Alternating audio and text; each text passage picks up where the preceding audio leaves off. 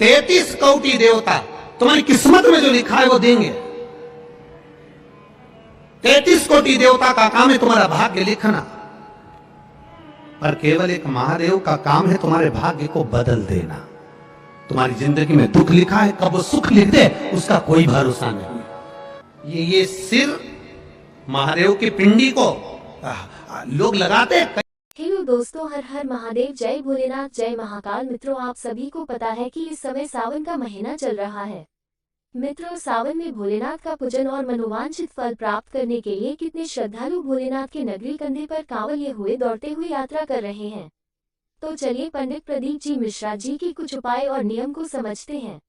मित्रों, जो भाई बहन भोलेनाथ से प्यार करते हो तो चैनल को सब्सक्राइब और कमेंट में हर हर महादेव लिखना ना भूले। हर हर महादेव, जय भोलेनाथ, जय महाकाल। कई लोगों को देखा होगा तुमने, बोलो कभी देखा कि नहीं देखा? अरे बोलो, जम के बोलो जरा, देखा? ये सिर लोग महादेव की पिंडी को लगा देते हैं, ये सिर महादेव के शिवलिंग को लगा देते हैं। क्यों लगा देते हैं? क्यों?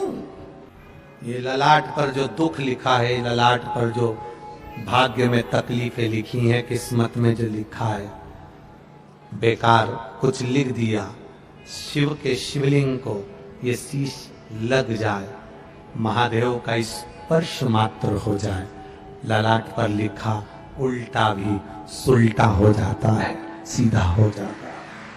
मंदिर से मिले हुए फूल को कहां लगाना चाहिए, कहां रखना चाहिए? मंदिर से कोई पंडित जी आपको फूल दे देता है, उस फूल को सबसे पहले कहां लगाना चाहिए, कहां रखना चाहिए?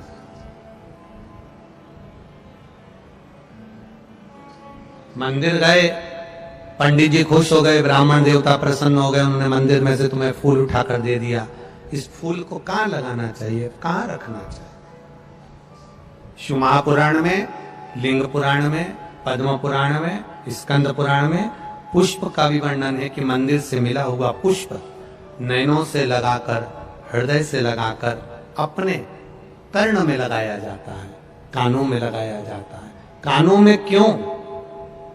क्योंकि भगवान के प्रवेश का सबसे बड़ा दरवाजा ये कर्ण है, जो भगवान के प्रवेश को कराता है। आपने कथा सुनी, उसमें आपको मिला कि एक लोटा जल चढ़ाने से ये प्राप्ति होती है। शिव अंदर गया तब तो आपने मंदिर जाना प्रारंभ किया। अगर शिव अंदर नहीं जाता तो कोई मंदिर जाना प्रारंभ नहीं करता। लगाया हृदय से, कर्ण पर रखा, कर्ण पर रखने के बाद उसको फिर पुष्प को विसर्जन करने से पहले अगर कोई पंडित, कोई विद्वज्जन, कोई ब्राह्मण जन आपको फूल दे देते हैं, हृदय से, नेत्रों से लगाने के बाद, मस्तक से लगाने के बाद उसे थोड़ी देर कर्ण पर जरूर रखना चाहिए। कर्ण पर रखने के बाद फिर भले उसको उतार कर तुम विसर्जन कर दो, पर कान के छुए बिना उसका विसर्जन भी नहीं होता है। कर्ण का स्पर्श, तू प्रवेश का द्वार, ये कर्ण है जिसमें से मेरा महादेव अंदर प्रवेश करा। शिव महापुराण में भगवान शंकर के बहुला गाय के पेट में प्रवेश करने की कथा आती है, कान के द्वारा। स्त्रियों को सबसे ज्यादा सुंदर आभूषण पहनने की अगर सुंदरता लगती है तो वो कान में लगती है। कभी तुमने सुना 16 संस्कार में एक संस्कार है कर्ण छेदन संस्कार। कौन सा? कर्ण छेदन। कान को छेदा जाता है। क्यों छेदा जाता है? किस लिए? क्या जरूरत पड़ गई इस कानों को छेदने की? क्या जरूरत पड़ गई इन कानों में पिन लगाने की? क्या जरूरत पड़ गई इन कानों को छेद करने की? एक लड़की की शादी करने से पहले उसके कानों को छेद दिया जाता है। बाल्यावस्था में कन्या को, बेटी को कानों में छेद दिया जाता है। एक कानों में छिद्र, दूसरा जम के बोले जरा, नाक पर छिद्र। दोनों बड़ी मर्यादा के हैं। कर्ण छिद्र, बेटी को विवाह करने से पहले जब बेटी कुंवारी रहती है, कन्या रहती है, छोटी रहती है, उसके कानों को छेद दिया जाता है। पुरुष उसके भी कानों को छेदा जाता है। कर्ण छेदन का महत्व क्या कहता है? अच्छा मिले उसको अंदर उतार लो। कोई अगर तुम्हारी बुराई कर दे, अपशब्द कह दे, तो कानों में जो छेद हैं, ये 2 छेदों का महत्व बड़ा प्रबल है।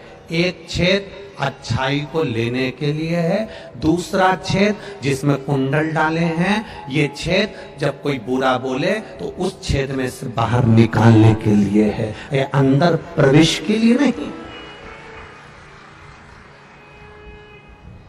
कानों के 2 छेद, एक जो तुमने कान छेदन करा है, कुंडल पहने हो, उससे अपनी बुराई को, अपने को कोई अपशब्द कह दे, ताना दे दे, गाली दे दे, आड़ा टेढ़ा कह दे, अपशब्द कह दे, तुम्हारी निंदा कर दे, बुराई कर दे, अपशब्द कहे।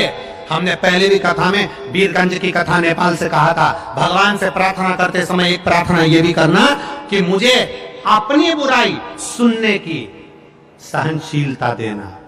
इतना जरूर करना भोलेनाथ कि लोग मेरी बुराई करे तो मैं सुन सकूं, किसी को अपशब्द ना बोलूं, वो आड़ा टेढ़ा बोले मैं सुन लूं, वो मुझे गाली दें मैं सुन लूं, क्योंकि दुनिया के लोगों को सुनने की आदत खत्म हो गई।